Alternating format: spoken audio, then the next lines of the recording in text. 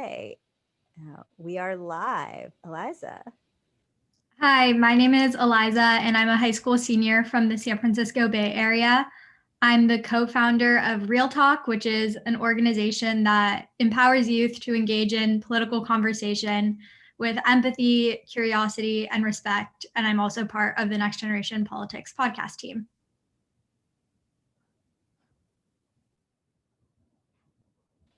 Isaiah.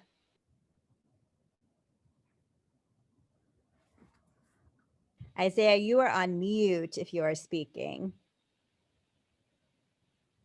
I'm sorry, I got back a little late. I just muted myself. Hi, my name is Isaiah Taylor. I am currently a high school senior, and I'm also a lead civic fellow for Next Generation Politics, and I take part in Why Vote as well.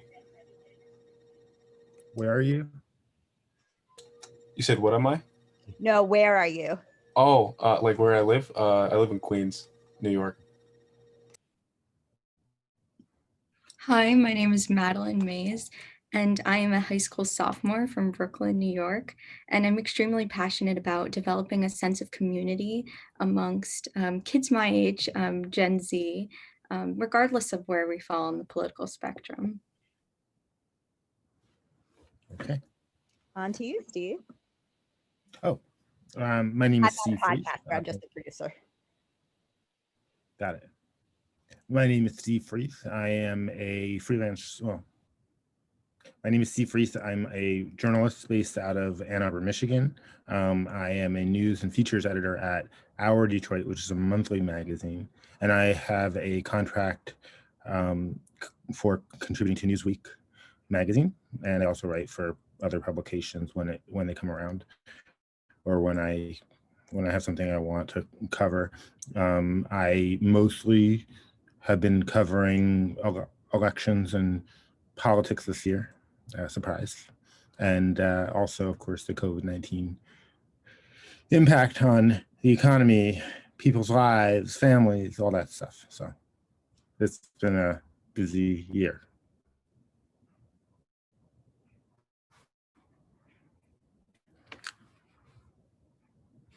Who wants to jump in first?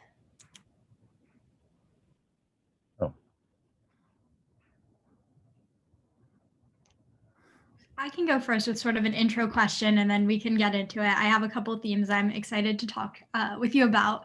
But I guess we can just start with now. You're in Michigan. The vote was very close. Can you talk a little bit about how it feels right now where you live? Well, I live in a rural suburban area outside of Detroit, and the area I'm in is pretty liberal. It's sort of the extra area outside of Ann Arbor, University of Michigan. I would like to say that I am surprised and in awe that the election is essentially coming down to my state, my area, my region, but that seems to happen a lot to me. I have in my career often found myself in the place where the election is coming to a head in the year 2000, which I assume you guys were not alive for, but in the year 2000, I was working as a reporter for the Sun Sentinel in Fort Lauderdale, and my beat was in Palm Beach County, so I was in the Palm Beach County Bureau on election night when everything went to hell. And in fact, my job that night was to sort of stay alert to any irregularities or problems in voting. Now, nowadays, that's kind of an obvious beat, but back then, before the 2000 election, we didn't think that much about voting problems. It was sort of, you had to have a reporter who was sort of loose and available in case something happened, but nothing ever really happened. It was usually the easiest assignment of an election night. But I came into my office about 9 a.m. that morning on election day in 2000, and my voicemail was full with older, mostly Jewish residents in Boca and Delray Beach, who were in a panic because they thought that they had probably voted wrong. This was Palm Beach County, where the ballot was designed in a confusing way. And so many people who thought they were voting for Al Gore were actually voting for Pat Buchanan. And you knew that was a mistake because Pat Buchanan was a raging anti-Semite, and these were old Jewish people who, according to the data, had voted overwhelmingly Democratic in every other election. And that was sort of the beginning of the drama that became the Florida recount. So I'm amused that this is all happening up the street again from me. I'm worried. I'm really worried about what it might mean. I already know that there are protesters out there, you know, on one side or the other, and it could get even uglier. And even in 2000, when there were protesters who were concerned about the fact that they were doing this recount and people were suspicious of how they were judging whether these ballots should be counted or not, it never got violent. And neither George W. Bush nor Al Gore encouraged it to become violent or even all that nasty. I mean, you know, when it was over, when it all went through this process and went to the Supreme Court, and an awful lot of people in this country felt very upset about how the Supreme Court elected basically George W. Bush by stopping the recount in Florida. But even when it happened, Al Gore got up and said, well, that's kind of a bummer, but that's the way it is. This is America, and that's the president now. And it's hard to imagine Donald Trump doing that. It's hard to imagine that Joe Biden wins, and as it seems to be the case, and Donald Trump says, for the good of the country, I don't want to put the country through any more turmoil. This is that we're going to accept these results. It's actually pretty easy to imagine Joe Biden doing that if the roles were reversed, but we have a very unique situation with the president right now.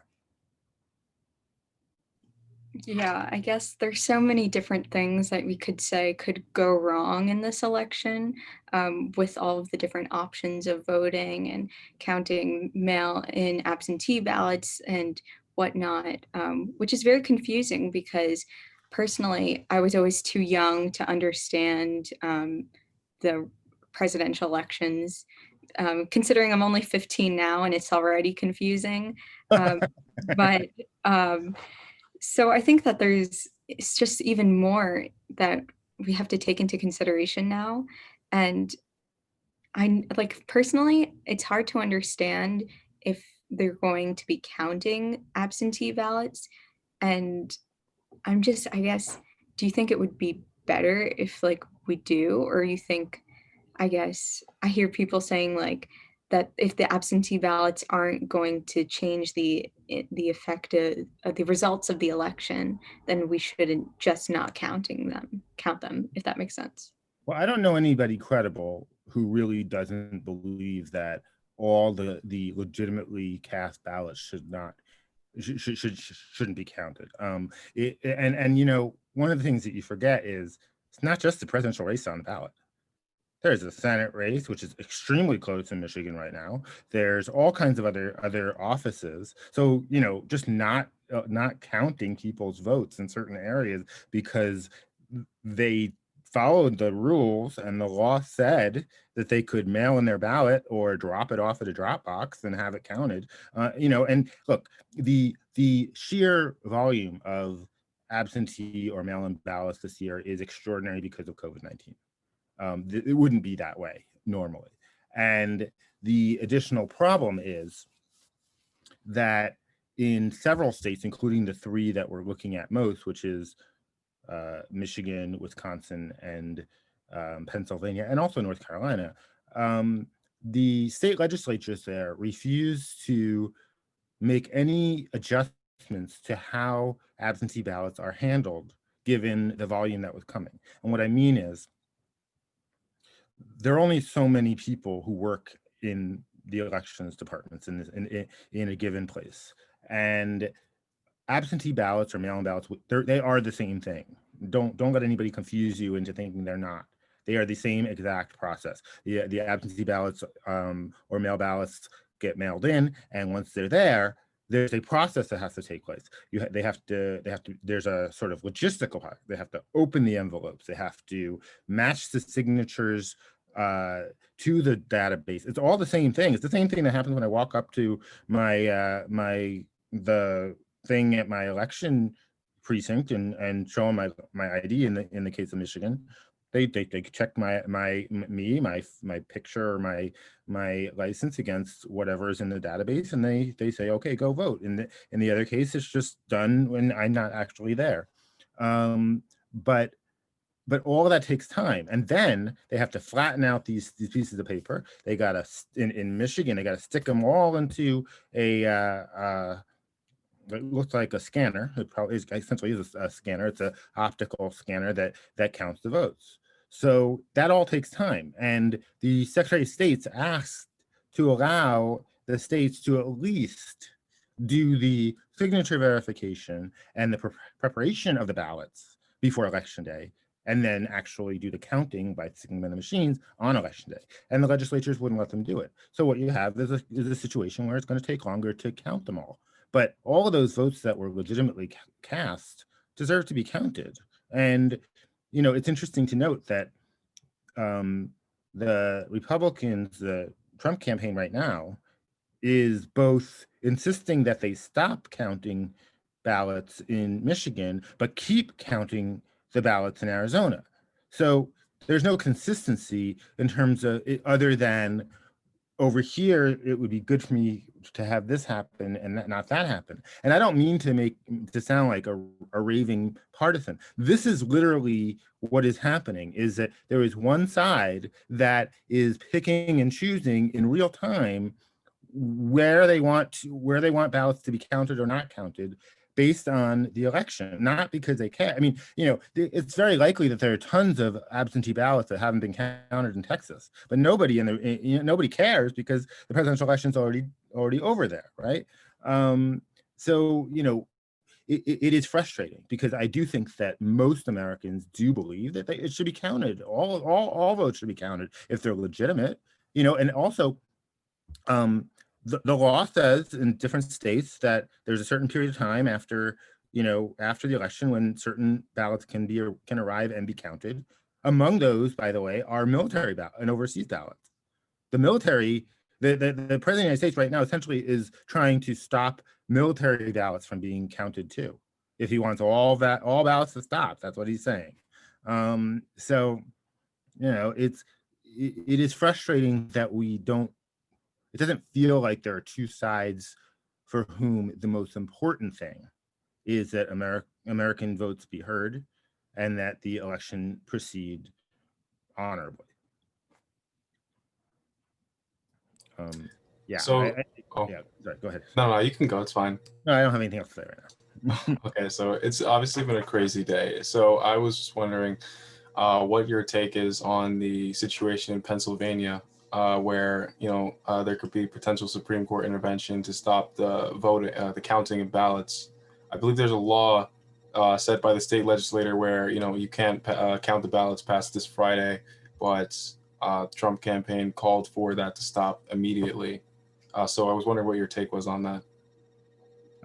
If I'm not mistaken, the law, and it gets confusing because every state has a slightly different thing, but if I'm not mistaken, the rule is that the ballot has to be received by, I guess, Friday.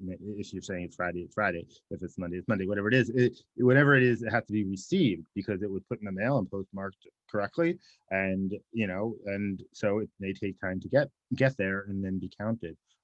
There won't be that many votes of that sort. By that point, it'll be down to not very much.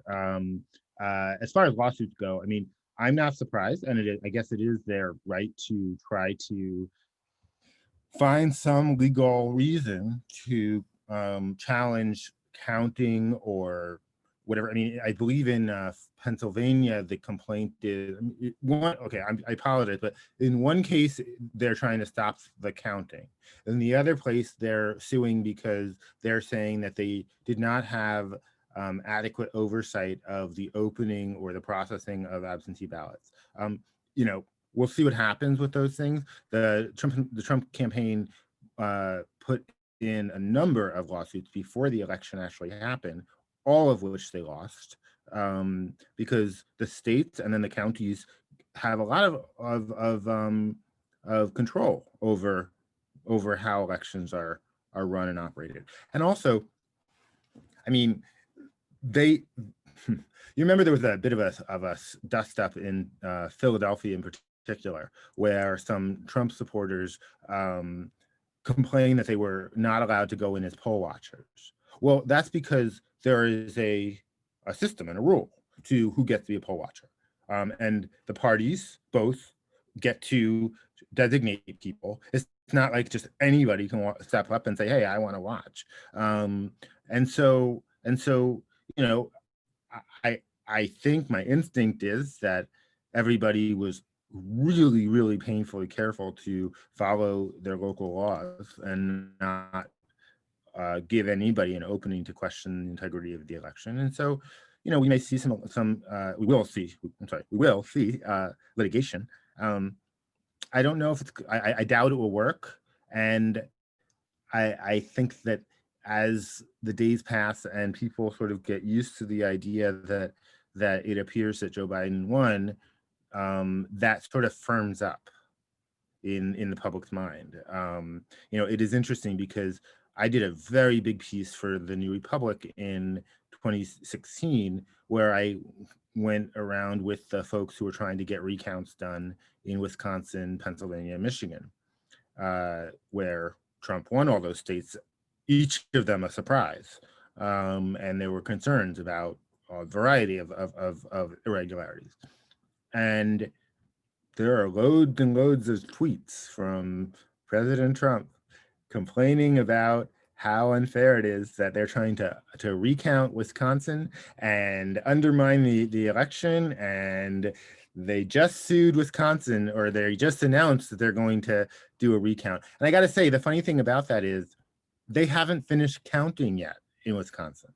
Not that it's likely that he will win, but the margin matters. In Wisconsin, I think that is an automatic recount anyway. If it's like within 0.25%, it might, I think it's a recount that you can ask for.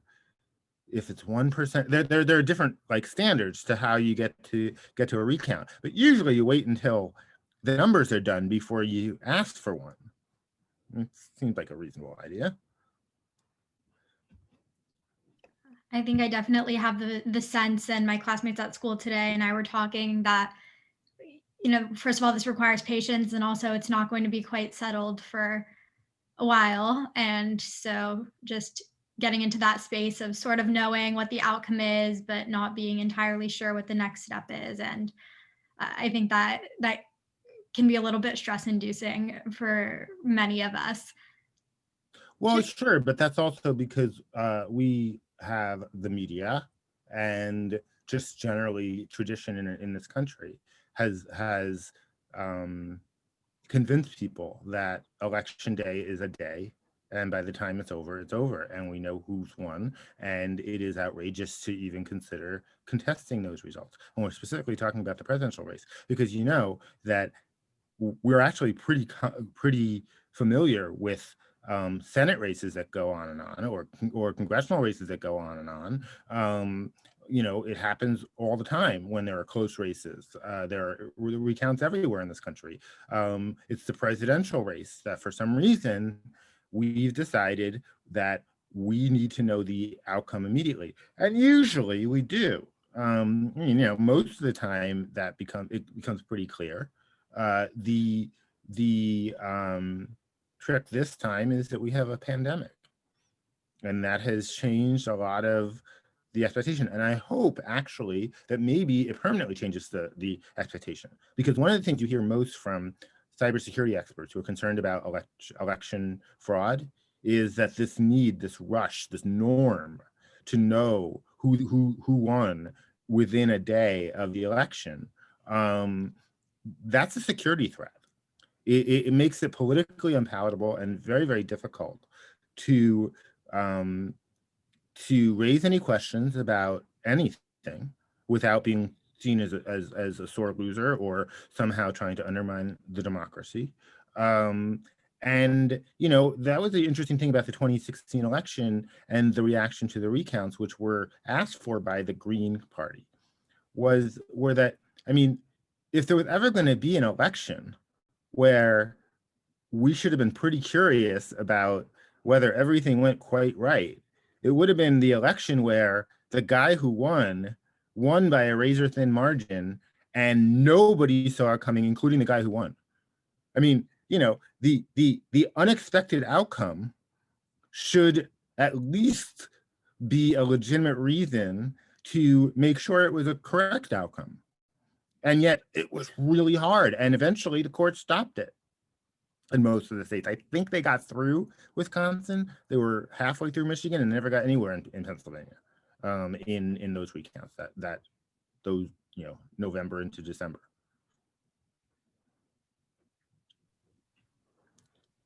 You know, I was listening to the conversation earlier about sort of what it means, like, you know, does, you know, and we're all trying to figure out what this means, because, well, among other things, we thought it seemed likely. The data seemed to be pointing to a rather different outcome.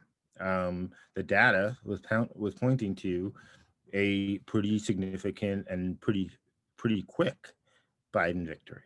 Certainly not him eking it out by perhaps one electoral vote or two electoral votes, as might actually turn out to be the case. Certainly not that the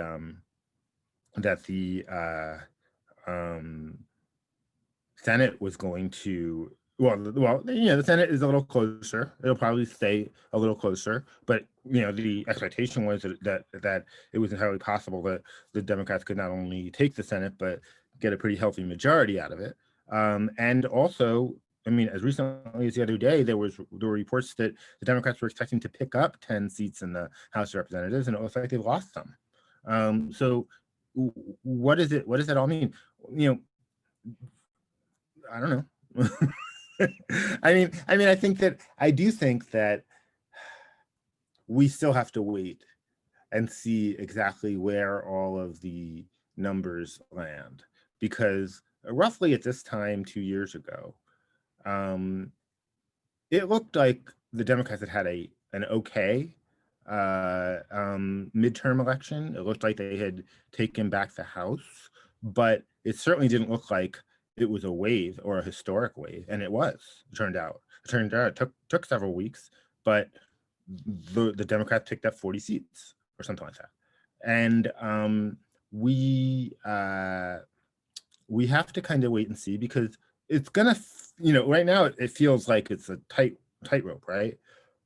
But suppose we, you know, Biden wins and then he pulls Pennsylvania over, and maybe Georgia, which apparently the New York Times seem to think are, you know, there are a lot of votes left that could turn that election. All of a sudden, you start to see a bigger electoral win for Joe Biden than it looks right now.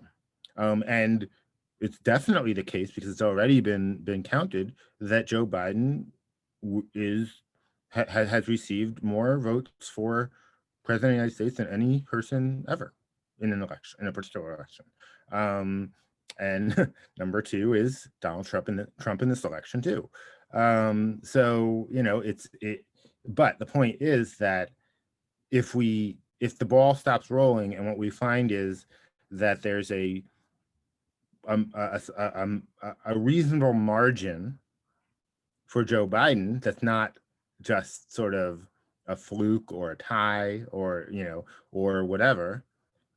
Plus, we know that the country chose a divided Senate and a more Republican House. Well, then the only real loser on the Republican side is President Trump. I mean, and so what does that mean? I mean, does that mean that we as a country rejected him? I mean, he's never going to admit that or say that or whatever. But I mean, if those are the things that end up happening, and that does seem to be the likelihood at this point, he's the big loser and his party is not. And I don't know what they do with that or how they reconcile that. I also have to say that, you know, yesterday, was it only yesterday was the election? Yeah, okay. Yesterday, I was working on a Newsweek piece that was presuming a big Biden victory. And it was, okay, what does that mean? What does it mean? Because we in the media like to sort of get ahead of ourselves in case something happens, but we never imagine the thing that's really going to happen. So I was asking a lot of different folks about this question. And one of the fellows I interviewed is one of the leaders of the Lincoln Project, which is a group of Republicans who are so offended by Trump that they have put a ton of money to try to get Biden elected and to punish the Republican Party back into the kind of Republican Party that they used to belong to. And he says to me, he says, you know, if Trump loses and accepts it, if it's so obvious that he can't litigate it or debate it, he says, I bet you that he will both concede and at the same time announces his candidacy for the presidency in 2024. And I was like, oh God. and it seemed like something that was maybe 50-50 was going to happen. I think that's pretty definitely going to happen.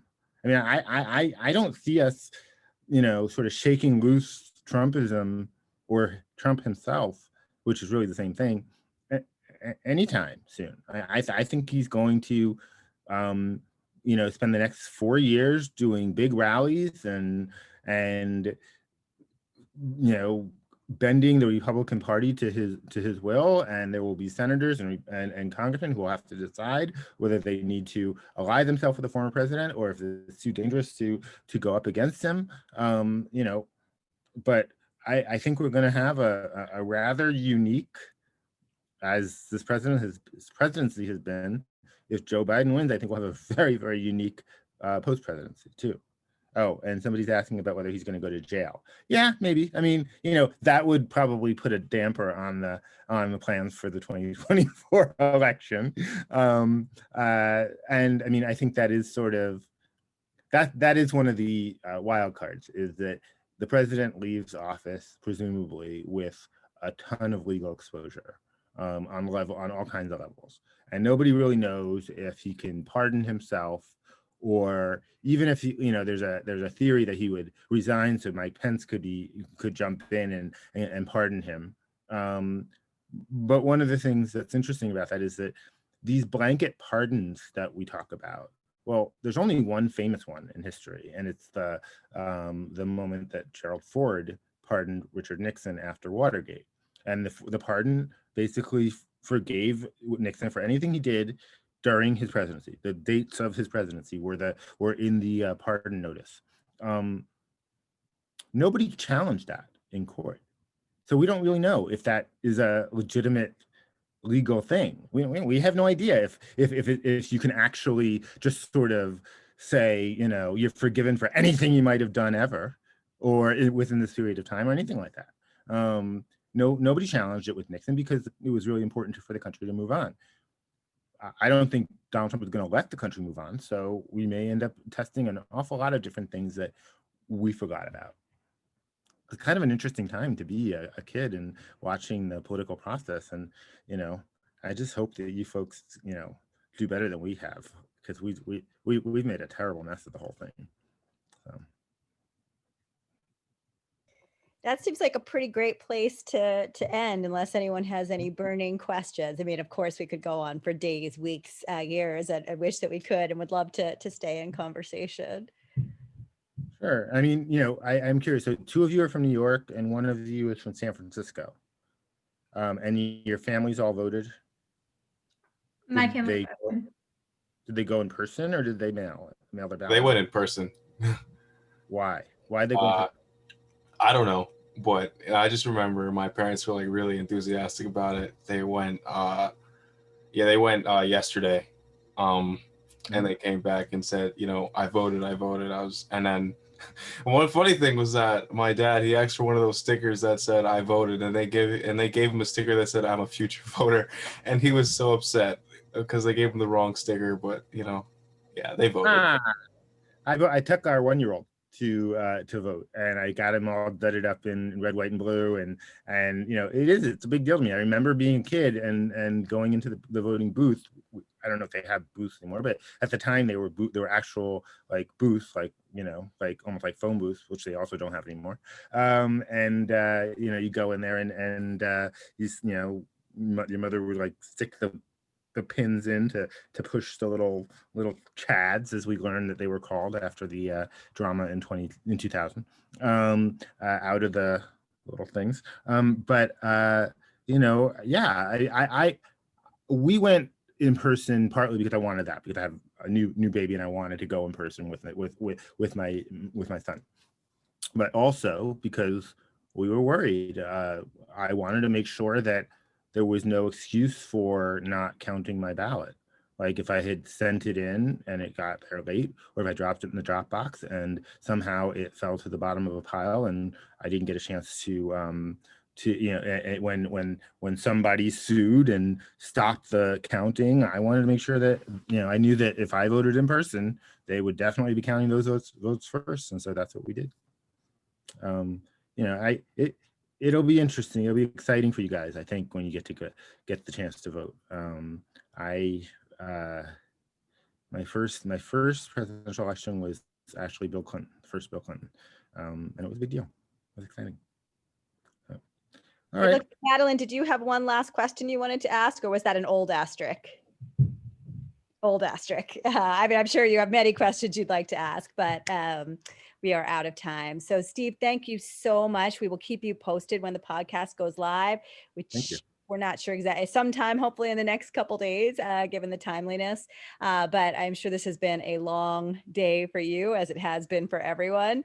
And just because of the ambiguity, which I think is very Hey, it's been a whole hour now that I haven't checked my phone to see if yes, I'm glad we could distract you from that. The endless refreshing of, the New York Times or AP website. Last night, about 10 or so, my husband's like, we can't keep watching this. So we turned off the election coverage and we watched the newest episode of Fargo. And it was agonizing to me because I did not care about anything that was on, and I was trying so hard, but I was like, how, like, is it like a 45 minutes, an hour? Like, I wanted, I made I said I had to go to the bathroom, and my husband wouldn't let me go with the phone, because it was like, we can't do this. We can't just constantly, nothing changes that fast. And I think that's important. Not, once the votes are counted, there will be litigation, and whatever happens, it won't change for a while. So, but I don't think it will change at all, actually. You're a luckier man than I am, because I stayed up till like 4 a.m. today looking at the news and checking everything. I only got 2 hours of sleep today.